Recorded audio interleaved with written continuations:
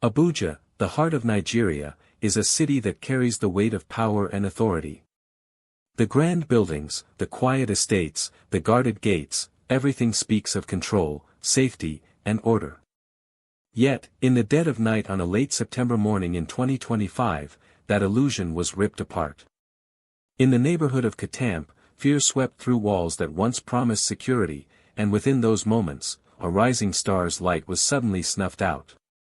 Her name was Somtochukwu Christelle Maduagwu, known simply as Sami. At only 29, she had carved her path as a lawyer-turned-journalist, anchoring the news at Arise TV with a voice that demanded attention and a passion that made her unforgettable. But on that night, all her achievements, her dreams, and her future collided with a horror no one saw coming. 15 men stormed her compound, moving fast, ruthless, unstoppable. Residents woke to sounds of glass shattering, doors forced open, footsteps rushing from one flat to another. Inside her apartment, Sami faced a decision no one should ever face. In desperation, she made a choice that would change everything. The story you are about to hear is not just about crime. It is about fear, survival, and a system that failed a young woman who should have been protected. Was this truly a robbery gone wrong, or does this tragedy carry unanswered questions that reach far deeper? Stay with us, because what happened in those final moments and what followed at the hospital will leave you questioning the meaning of justice, the weight of human life, and the cost of delay.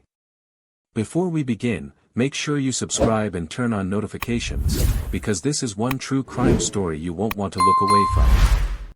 Now, let's return to that night in Katamp, where Sami's last moments began to unfold. Somtochukwu Christelle Maduagwu was not an ordinary name in Abuja. To many who tuned into Arise News, she was the calm yet commanding face on their screens, breaking down the chaos of the world with clarity and conviction. But long before the studio lights and polished broadcasts, she had walked the halls of law school, trained to argue in courts, built on discipline and intellect. She could have pursued a quiet career in legal practice, but Sami chose something else. She wanted a voice that reached further, a platform that carried weight, a chance to bring truth into people's homes. That choice made her a journalist, and not just any journalist. It made her a trusted anchor in one of Nigeria's most respected media houses. Those who worked with her often described her as intelligent, outspoken, and fearless.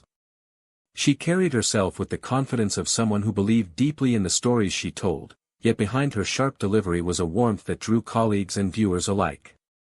She was not content with easy headlines. She wanted to bring issues that mattered, stories of injustice, questions of accountability, and the quiet voices often ignored. But her story did not end in the newsroom. On that night in September, it collided with something much darker, something that stripped away all the barriers between safety and danger. What happened to Sami was not just another crime in a city already haunted by rising insecurity. It was a moment that exposed cracks across an entire system. The robbery itself shocked people, but it was the details that followed which unsettled the nation even more. A group of armed men moved with chilling precision through her compound, yet the greater horror came after she fell, when life and death depended on urgent help that never came quickly enough. How could a young woman, injured and bleeding, be brought to a hospital and still be left without care because of something as trivial as an identification card? How could procedure take priority over survival?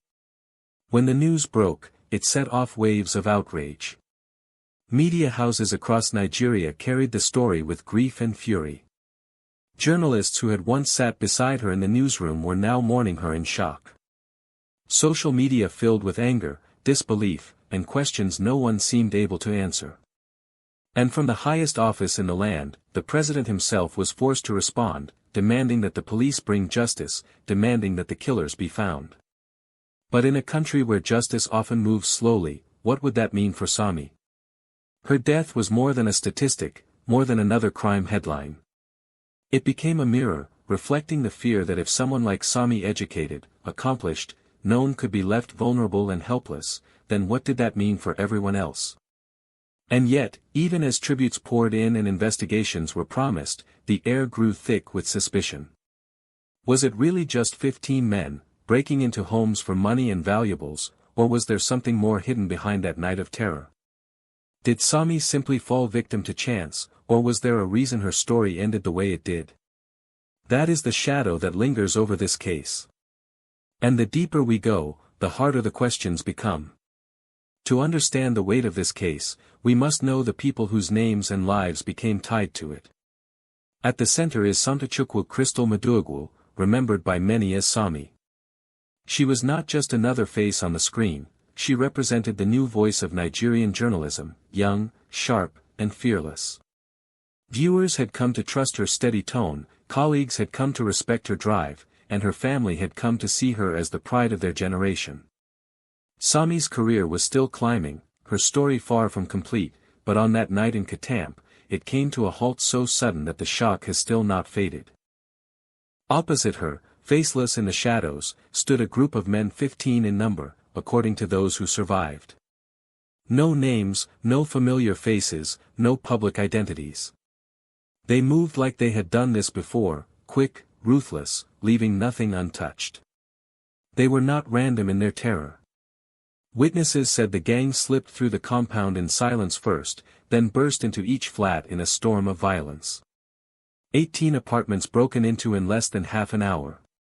To this day, no one has stood in court to answer for that night, and their true identities remain a question mark that continues to hang over the case. But there were others whose voices became part of the story, neighbors who saw and heard what happened. People who also lost money, valuables, and peace of mind, but whose greatest loss was witnessing a young woman's final struggle. One neighbor described the attack like a flood, fast and overwhelming, as though 15 men had swallowed the building whole. Another recalled hearing the screams, the crashes, and then silence, a silence broken only by the sound of someone hitting the ground outside the moment Sami jumped. On the side of law and order stood the FCT Police Command. After the news broke, tactical units and investigators were dispatched, promises of justice made. Statements filled the air, but results lagged behind. And then there were the medical personnel, whose actions in those critical moments remained clouded in controversy. Were they bound by rules, or were they bound by indifference? Could they have saved her, or was it already too late the moment she landed? Around this core, a web of grief and outrage grew. Her family, broken by the loss of their daughter, questioned how life could be taken so easily and why no one protected her. Colleagues from Arise TV spoke through tears, mourning not only a friend but a voice that had barely begun to reach its peak. In the media, tributes blended with fury, for they were mourning one of their own while also exposing the cracks that her death revealed.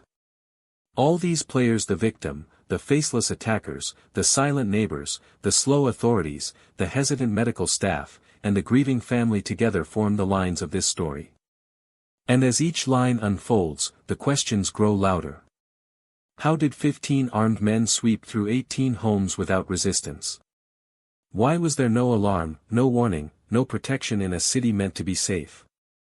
And most disturbing of all, did Sami truly fall victim to nothing more than chance, or is there something in the shadows that we are still not being told?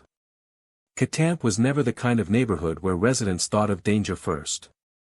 It was quiet, secure, tucked away from the noise of the city, a place people chose for peace of mind. The compound where Sami lived was gated, the kind of environment where locked doors and high walls made families believe they were safe. But in the early hours of that September night, all those walls meant nothing. 15 men moved in. They didn't knock, they didn't hesitate. They came armed, prepared, and certain of what they were about to do. The first sound was glass breaking, followed by heavy boots hitting the ground. Metal against metal as locks gave way, and then the shouting began. Residents jolted awake, disoriented, realizing too late that this was no ordinary disturbance. Screams carried across the compound as doors crashed open one after another. People froze in their beds, some tried to hide, some whispered prayers in the dark. The robbers worked like a wave, flooding through the flats with terrifying speed, stripping each one of valuables, phones, cash, laptops, anything they could carry. In less than minutes, the building was no longer a sanctuary, it was a cage, and the predators were already inside. In the middle of this chaos was Sami. Her flat, her sanctuary, suddenly became a trap. Outside her door, men she had never seen were shouting orders, moving fast, breaking into apartments one after another. She was young, ambitious, and strong, but at that moment, she was just like everyone else in that compound, afraid. Her choices narrowed with every sound of boots coming closer. Witnesses later said she must have panicked, her instinct to escape overwhelming every other thought. Her decision came in a rush. From the second floor, with no time to think of what could happen, Sami tried to flee the only way she thought possible, through the balcony. In her desperation, she jumped. The fall was brutal. The impact left her broken, her injuries catastrophic. Her decision, made in seconds, became the line between life and death. Neighbors who later spoke of the incident described hearing the thud outside, a sickening sound that silenced everything else for a moment. Some rushed out, but they too were powerless, with armed men still moving through the building, stealing, threatening, controlling the night. The robbers didn't stop for her. To them, she was just another victim caught in the sweep. They left her there, bleeding, fighting for breath, while they continued their raid. 18 flats in minutes. The speed was alarming. The precision made people wonder if they had mapped out the building before. It was as if they knew the layout, as if nothing about the compound was unfamiliar. And this raised questions no one could ignore. Was this only a robbery, random and opportunistic, or had someone inside provided details?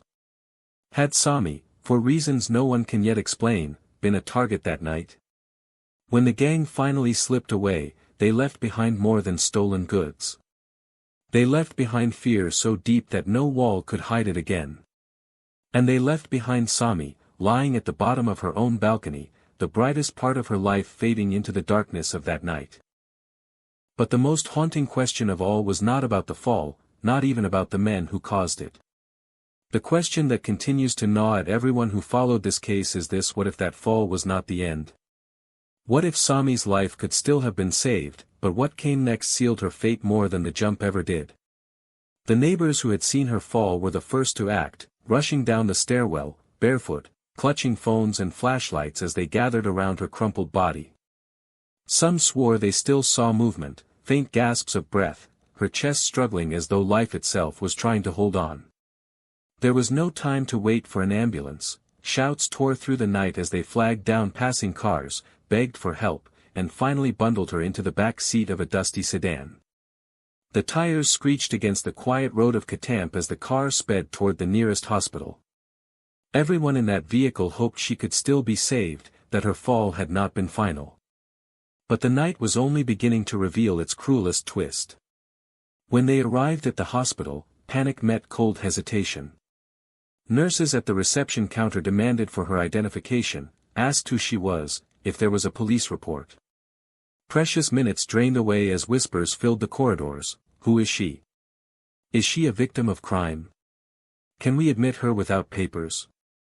While she lay bleeding on a stretcher, strangers argued about forms and policies. Those who carried her in shouted, cursed, even threatened, but the clock ticked louder than their pleas. And in that silence, something broke. The thin thread keeping her alive began to fray. Some witnesses claim she was still conscious, her lips moving faintly as though trying to call someone's name, to say something important, but no one could hear her. Others insist her eyes were open, darting from face to face, filled with terror as though she realized her chance at survival was slipping away, not in the robbery but here, in the sterile hallways of supposed safety. The argument over her treatment grew into an accusation.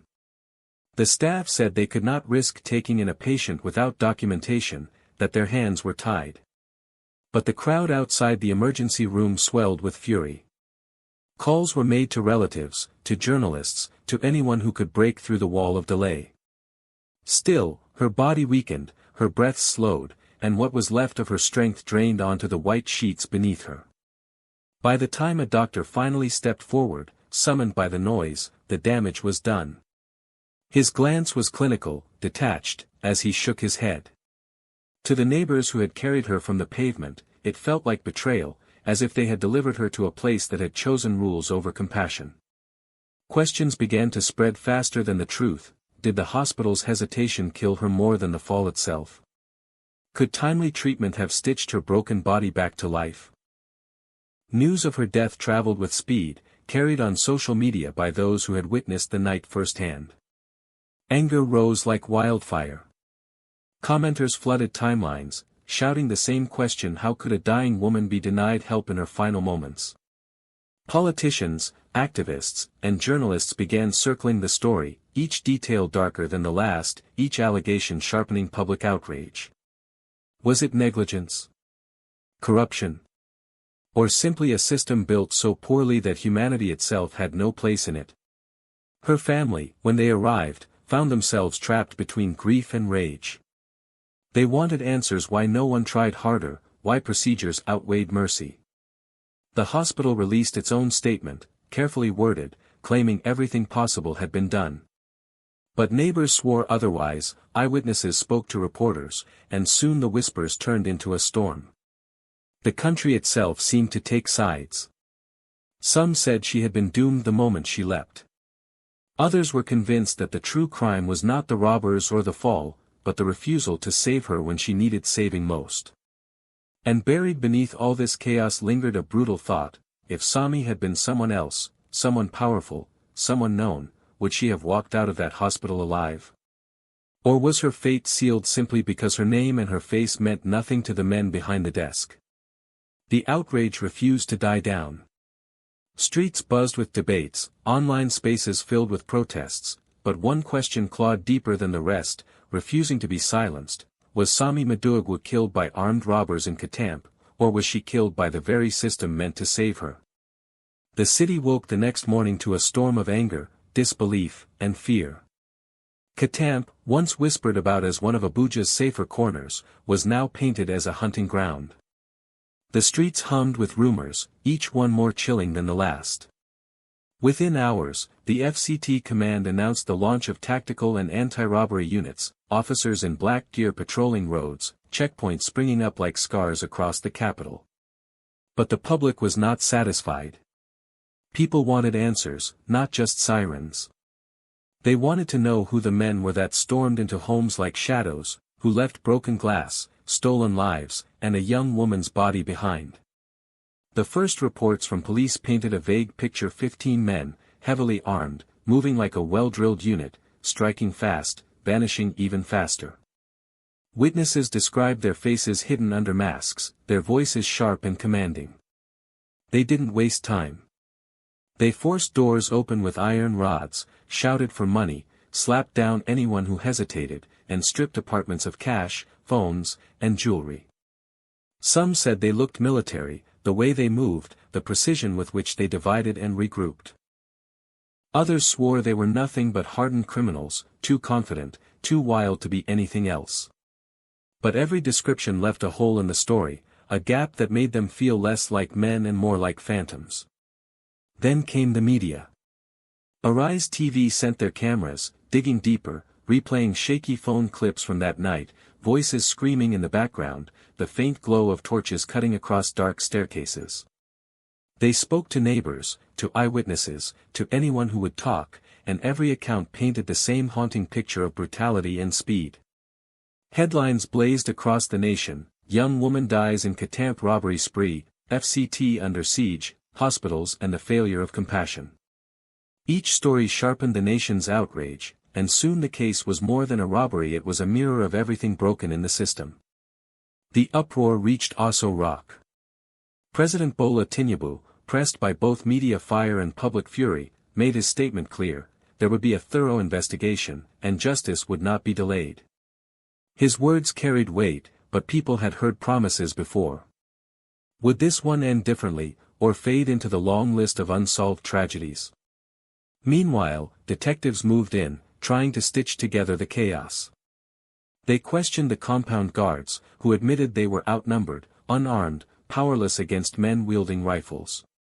Residents gave timeline shouts, crashes, footsteps, the robbery spanning less than 30 minutes yet leaving behind scars that would last for years. Some swore the attackers knew the layout too well, as though someone inside had tipped them off. Others whispered of strange cars parked near the gate days before, men watching from a distance, waiting for the right night. And then there was Sami. For many, her death became the pulse of the investigation. She wasn't just a victim. She was a journalist, a woman whose work had often poked into uncomfortable places. That fact alone lit the fire of suspicion. Was this really just a random night of crime, or had she been marked long before the robbers stormed the compound? Did someone want her silenced, hidden under the convenient smoke of a robbery?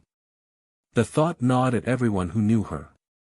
Colleagues described her as fearless, unwilling to bend when chasing a story, the kind of voice that made enemies in powerful rooms. If this was more than coincidence, then the robbery was not the crime, it was the cover. And if that theory was true, then the men who stormed Katamp were not just thieves. They were executioners with a different mission stitched into their chaos. But another theory grew louder. What if this was simply a larger wave of coordinated attacks? What if Abuja itself was under siege from gangs with backing, men who struck knowing the system was too slow, too weak to stop them? If that was the truth, then Sami was not the target, only the most tragic casualty. But if she was singled out, then the story was far darker, far more calculated than anyone wanted to believe. The police worked under the weight of both possibilities, each interview pulling the investigation in different directions, each detail refusing to close the case. Residents were still trembling, afraid to return to their homes. Journalists were circling, hungry for more than official statements. And behind closed doors, whispers grew louder that someone somewhere already knew the answer, already held the key to what really happened in Katamp. But if that was true, why was the silence so heavy? Who was being protected? And more terrifying still, was the robbery just the beginning of something much bigger waiting to tear through Abuja again? Abuja's streets were not new to crime, but the rhythm had begun to change. What used to be whispered robberies in remote corners now pushed its way into estates that once sold themselves as safe havens. Reports from across the city painted the same picture: groups of armed men moving in numbers, timing their strikes with chilling accuracy, walking away untouched while residents counted their losses in fear. The question cut deeper than ever: if even the most guarded compounds could be breached in minutes, where in the capital was truly safe? Katamp was supposed to be different, a neighborhood chosen by diplomats, professionals, and rising figures who believed in its gates and guards. Yet on that night, the barriers crumbled as though they were never there.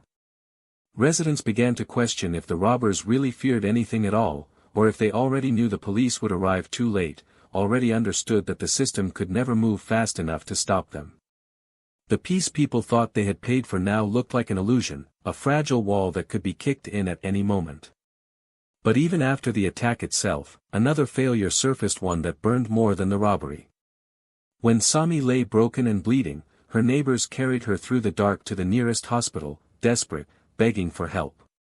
What they met instead was hesitation, questions, a wall of bureaucracy that seemed to value procedure over a dying woman's breath.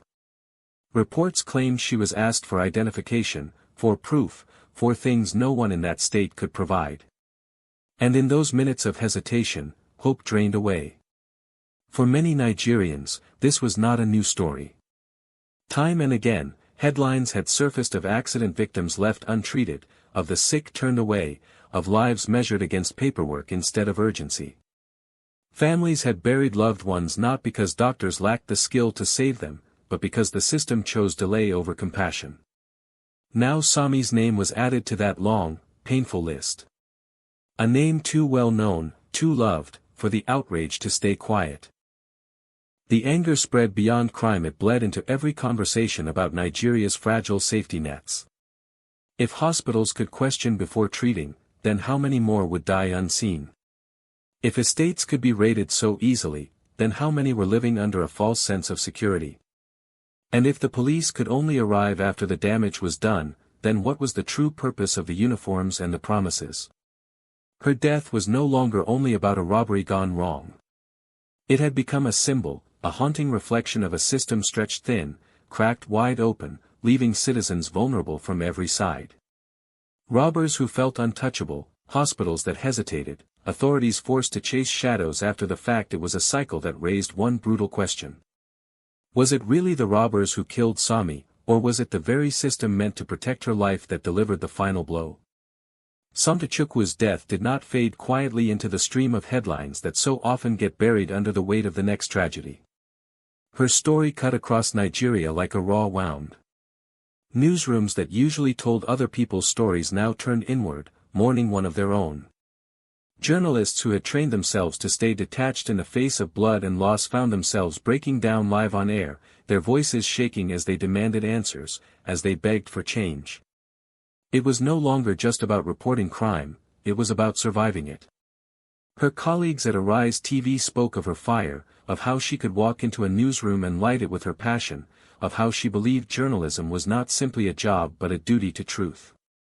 They remembered her laugh, her stubbornness, her drive to chase a story even when it was uncomfortable. Now, those memories felt like fragments of something stolen too soon. Cameras that once recorded her reports now captured her colleagues wiping tears, their tributes spilling out to a nation equally heartbroken and enraged. In her home, grief hung heavy.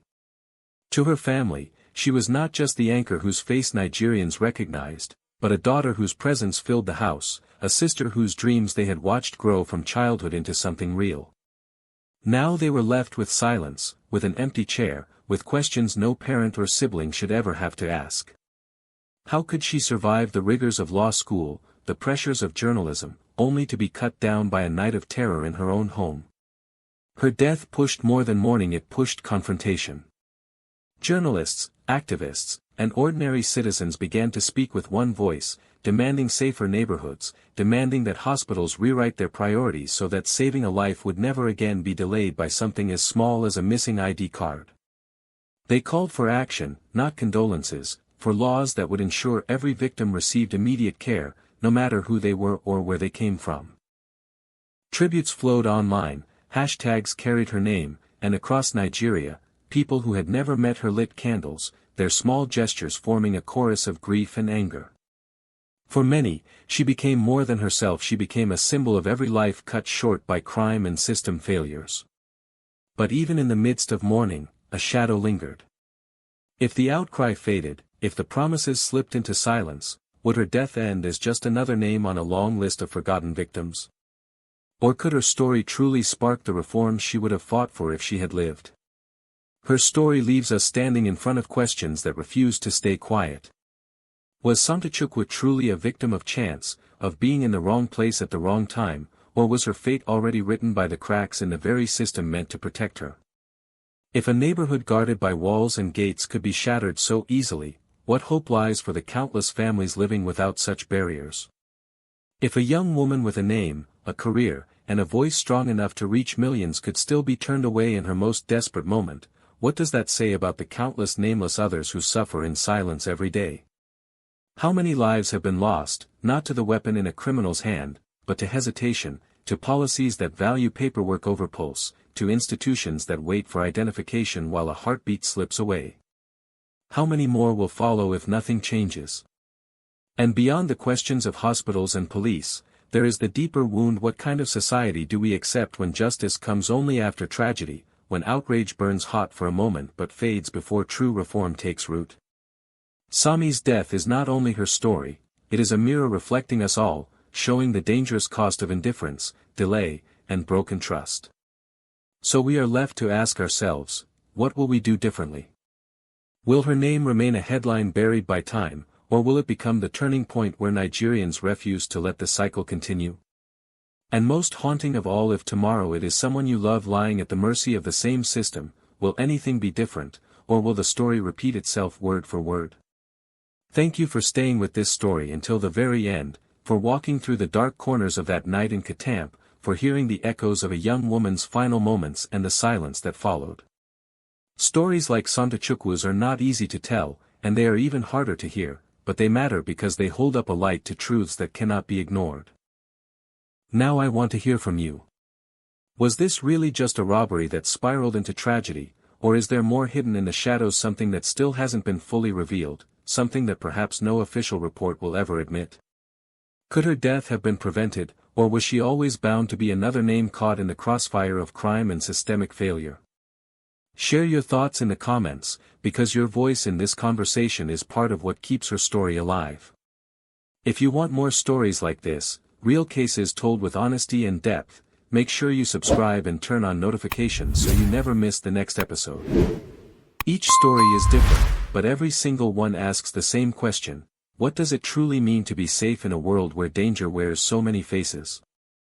And in our next case, we will step into another haunting Nigerian true crime story, one that begins with what seemed like a simple night out, but ended in a way no one could have imagined. You will not want to miss it. Until then, thank you for watching, thank you for remembering, and thank you for refusing to look away. But ask yourself, if tomorrow it is another familiar face staring back from the headlines, will we still be saying the same words of grief, or will something finally change?